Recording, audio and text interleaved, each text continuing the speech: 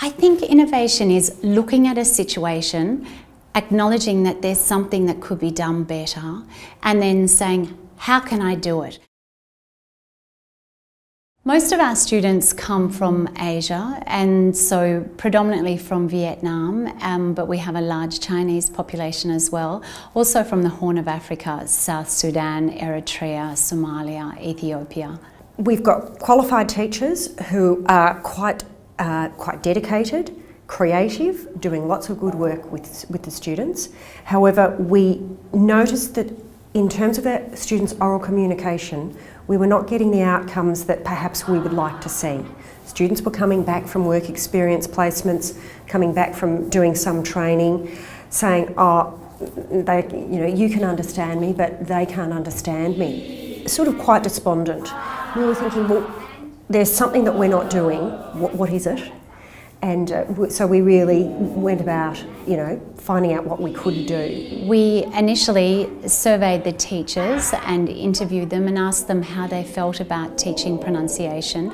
And most of them felt that they weren't adequately skilled to teach it and that they didn't know what to teach or how to teach it. And they tended to rely on a listen and repeat strategy, which they felt didn't really fit the needs of the students. So we knew that we had to look at that side of it to upskill teachers so that they had a greater range of skills in addressing oral communication and in particular pronunciation.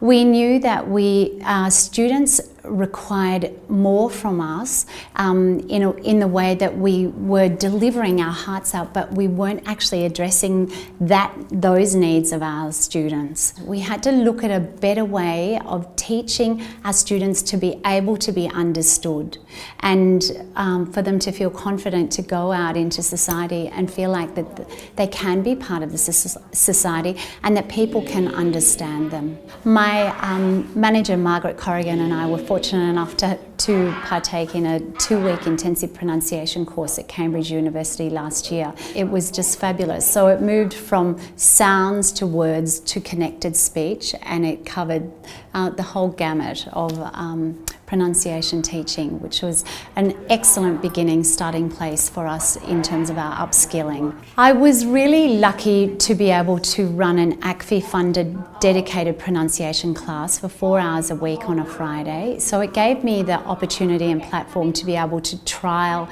different activities. So I continued my own professional development myself, but it gave me the chance to actually trial things and then be able to share them with the staff. And the aim of Carringbush is to integrate pronunciation teaching across the board. So we're looking at how to integrate pronunciation teaching in teaching spelling, writing, reading, not only listening and speaking, that it's part of every day.